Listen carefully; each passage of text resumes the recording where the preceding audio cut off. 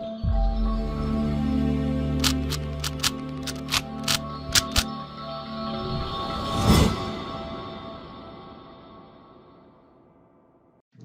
Guys, welcome to विवा classes part 2 let's continue, जिसमें हम आफ्टर 12 जितने भी सब्जेक्ट्स की नॉलेज हमारे पास है आपके साथ शेयर करने की कोशिश करते हैं। उसी सीरीज में हमने इनकम टैक्स सब्जेक्ट शुरू किया है और हमारा यहाँ पर हेड और चैप्टर चल रहा है income under the head capital gain, जिसका पार्ट 5 लाए हैं, जिसके अंदर हम कुछ इंपॉर्टेंट बातों को बताने की कोशिश करेंगे समरी फॉर्म के अंदर।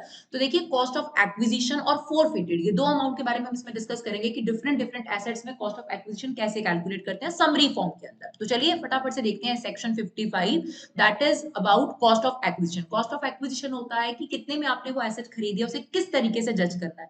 तो बड़ा कंफ्यूजन इस चैप्टर में आता है एक डेट्स का, बिफोर 1 अप्रैल 2001 से पहले और आफ्टर अप्रैल 2001 के पहले, क्योंकि जो इंडेक्सिंग है उसी में दिक्कत आती है, क्योंकि जो इंडेक्सिंग है वो 2001-2002 से स्टार्ट है, बेस ईयर इसमें 2001-2002 लिया गया। तो चलिए उसको समराइज फॉर्म में देखते हैं। कोई भी अगर आपकी सेल्फ जनरेटेड एसेट्स हुई, जैसे कि टेनेंसी राइट हो गए, रूट परमिट हो गए, लूम आर्स हो गए, तो जो खुद की जनरेटेड एसेट्स हो, गुडविल भी अगर खुद की जनरेटेड हो आपकी, तो ऐसे केस में कॉस्ट ऑफ एक्विजिशन कुछ नहीं, क्योंकि आपने खरीदने में कोई पैसा खर्च नहीं करा, तो कॉस्ट ऑफ एक्विजिशन निल होगी। अगर आपने इनको खरीदा है तो ऑब्वियसली जो आपका खरीदे का जो खरीद प्राइस था, जो कॉस्ट ऑफ एक्विजिशन आपकी लगी है, वो आप ले लेंगे इस केस में। ठीक है जी, तो ये पहली एसेट हो गई सेल्फ जनरेटेड एसेट, चाहे टीनेंसी राइट है, लूम आर्स है, रूट परमिट्स है या गुडविल है जो सेल्फ जनरेटेड हो, उस केस में कॉस्ट ऑफ एक्विजिशन नहीं ली जाएगी, निल ली जाएगी। तो जो आपका सेल कंसीडरेशन है, फुल वैल्यू ऑफ कंसीडरेशन है, उसमें से एक्सपेंसेस ऑन ट्रांसफर माइनस कर बाकी का आपका जो है वो कैपिटल गेन कैलकुलेट हो जाएगा। और इन केस अगर आपने इनको खरीदने पर कोई पैसा खर्च किया है, तो आपका कॉस्ट ऑफ एक्विजिशन जितना भी आपकी एक्चुअल कॉस्ट है वही ले सकते हैं, राइट। ये आपकी फर्स्ट हो गई। सेकंड है हमारे पास सिक्योरिटी। सिक्योरिटीज को दो क्लासिफिकेशन में बांटा गया है, शेयर्स और डिबेंचर। पहले मैं डिबेंचर और बॉन्ड्स के बारे में आपको बताना चाहूंगी, क्योंकि बहुत इंपॉर्टेंट क्लॉज है।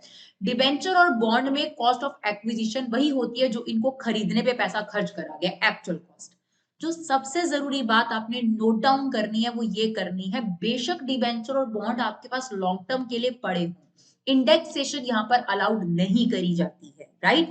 यानी आपके पास अगर कोई एसेट फॉर एग्जांपल 2010-11 में आपने खरीदी डिबेंचर खासतौर पे, और आप उसे 21-22 में सेल कर रहे हैं, तो बड़े क्लियर तौर पे दिख रहा है कि ये लॉन्ग टर्म एसेट है, बिल्कुल है। आप इसकी कॉस्ट ऑफ एक्विजिशन नॉर्मल लेंगे, कोई इंडेक्सिंग नहीं करेंगे, लेकिन जो गेन लेंगे वो लॉन्ग टर्म कैपिटल गेन ही लिखेंगे।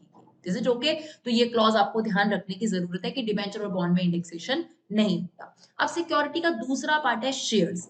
शेयर्स में आपके पास जो मेन शेयर्स है वो है अदर शेयर। पहले दो खास शेयर के बारे में बात करते हैं, देयर इज बोनस शेयर और राइट शेयर। जो आपको मेन शेयर मिलते हैं उसके रिस्पेक्ट में अगर आपका जो डिविडेंड बनता है, कंपनी कई बार उसे रिटेन कर लेती है, तो वो डिविडेंड जब वो नहीं बांटती तब उसके बदले में कंपनी कई बार आपको बोनस शेयर्स दे देती है, तो बोनस शेयर्स हो गए। और राइट शेयर क्या होते हैं? जब भी कोई कंपनी नए शेयर नए शेयर मार्केट में इश्यू करती है, तो अपने एग्जिस्टिंग शेयर होल्डर से ये पूछती है क्या आप इंटरेस्टेड हो खरीदने के लिए, तो ये उनका राइट बनता है कि पहले उनसे पूछा जाए, उसी को बोलते हैं राइट शेयर, राइट। तो बोनस शेयर्स की अगर बात करी जाए, तो अगर 1 अप्रैल 2001 के बाद खरीदे गए हैं बोनस शेयर, तो इनका कॉस्ट ऑफ एक्विजिशन निल लेना है आपको। ठीक है, वैसे तो बोनस शेयर के कोई पैसे खर्च करने ही नहीं पड़ते, तो अगर 1 अप्रैल 2001 से पहले है तो कॉस्ट ऑफ एक्विजिशन निल ही लेनी है, लेना ही नहीं है आपने, टेंशन फ्री।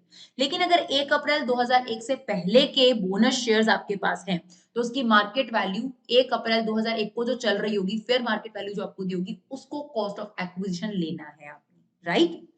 राइट शेयर की अगर हम बात करें, तो आप इस चीज को छोड़िए। राइट शेयर क्या होता है कि आपके पास ये राइट दिया है कि आपको बाय कितने में करना है, तो आपको एक रेट मेंशन होगा। जो रेट आपको मेंशन हो कि 60 रुपीज में आप राइट शेयर खरीद रहे हैं, जिस भी रेट पर कंपनी ने आपको राइट बेचने का तय किया होगा, तो वो जो कॉस्ट प्राइस है उसी को आप इसका कॉस्ट ऑफ एक्विजिशन पर शेयर ले सकते हैं, राइट।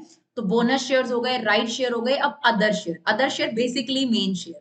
तो शेयर में दो तरीके के होते हैं, लिस्टेड शेयर और अनलिस्टेड शेयर। लिस्टेड शेयर जो स्टॉक एक्सचेंज में जो लिस्टेड कंपनीज होती हैं, तो अगर वो 31 जनवरी 2018 से पहले खरीदे गए हैं, तो कॉस्ट ऑफ एक्विजिशन एज पर सेक्शन 112 इनकम टैक्स एक्ट के अकॉर्डिंग आपने लेनी है। लेकिन अगर 31 जनवरी 2018 के बाद आप वो शेयर खरीदते हैं, तो जो उनका एक्चुअल कॉस्ट है वही आपके पास कॉस्ट ऑफ एक्विजिशन बन जाएगा। अब अनलिस्टेड शेयर्स की अगर बात करें, तो एक 2002 से अगर बाद में आपने ये शेयर खरीदे हैं तो एक्चुअल कॉस्ट, और अगर बिफोर 2001 से पहले खरीदी हैं तो ऑब्वियसली फेयर मार्केट वैल्यू, क्योंकि आपके पास कॉस्ट ऑफ एक्विजिशन नहीं ली जा सकती तो फेयर मार्केट वैल्यू ही यहाँ पर ले ली जाती है, राइट।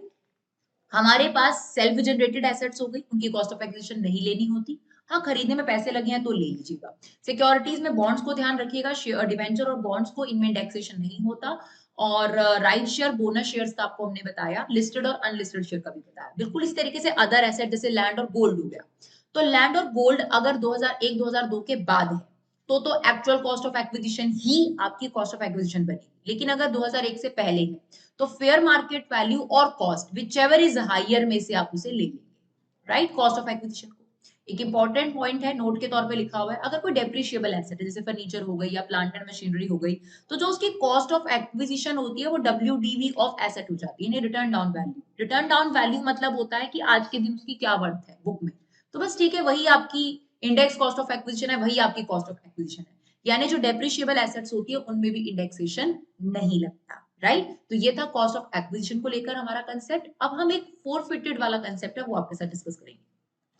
देखिए, अब क्या होता है कि कई बार अपनी प्रॉपर्टी कोई बेचना चाह रहा है, जैसे फॉर एग्जांपल एक्स ने अपनी प्रॉपर्टी पी के साथ एग्रीमेंट करा कि वो सेल करेगा, राइट, और पी ने उसको 60,000 रुपीज एडवांस दे दिए, जिसको हम इन जनरल टोकन मनी के नाम से बुलाते हैं, राइट, एडवांस दे दिए। अब क्या हुआ, जब एक्चुअली में एग्रीमेंट को एग्जीक्यूट करने का टाइम आया, जब पी को प्रॉपर्टी खरीदने का टाइम आया, तो पी के पास पैसा अरेंज नहीं हो पाया पूरी प्रॉपर्टी खरीदने के लिए। 20 लाख रुपए की प्रॉपर्टी जो है एक्स ने पी को बेचने के लिए बोला था, अब पी अरेंज नहीं कर पाया। तो एग्रीमेंट में इन जनरल टर्म यही लिखा होता है कि जो पैसा आपने एडवांस या टोकन मनी के तौर पे दिया, एक्स उसे फोरफिट कर लेगा, राइट। तो एक्स ने उस पैसे को क्या कर लिया, जब्त कर लिया। अब पी को ये पैसे वापस नहीं करेगा। तो ये जनरल प्रॉपर्टीज के केस में होता है। तो उसी के बारे में बता रखा है कि जो ये फोरफिटेड अमाउंट होता है इसको कैसे ट्रीट करना चाहिए। तो अगर आपने, यानी जैसे ये एक्स ने यहाँ पर 60,000 रुपए जब्त करे पी के, तो इसके साथ क्या करा जाएगा।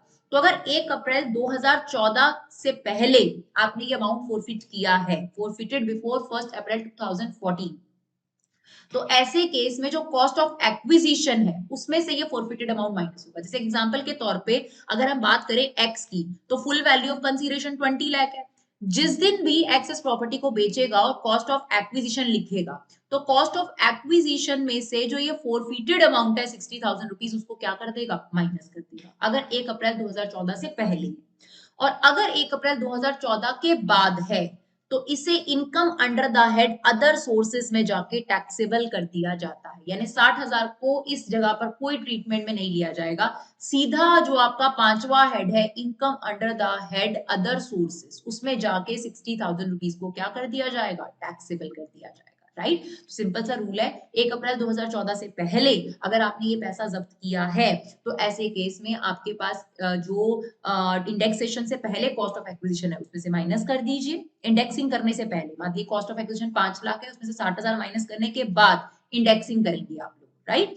और अगर आपने जो फोरफिट अमाउंट किया है, जो जब्ती करी है 60,000 रुपए की, ये 1 अप्रैल 2014 के बाद है, तो ऐसे केस में ये जो अमाउंट है यहाँ पर कोई इंपैक्ट नहीं देगा, ये सीधा income under that other sources में जाके टैक्सेबल हो जाएगा। तो आई होप ये छोटा सा पार्ट आप लोगों के लिए काफी यूजफुल रहे। Thank you so much guys for love and support, keep supporting classes.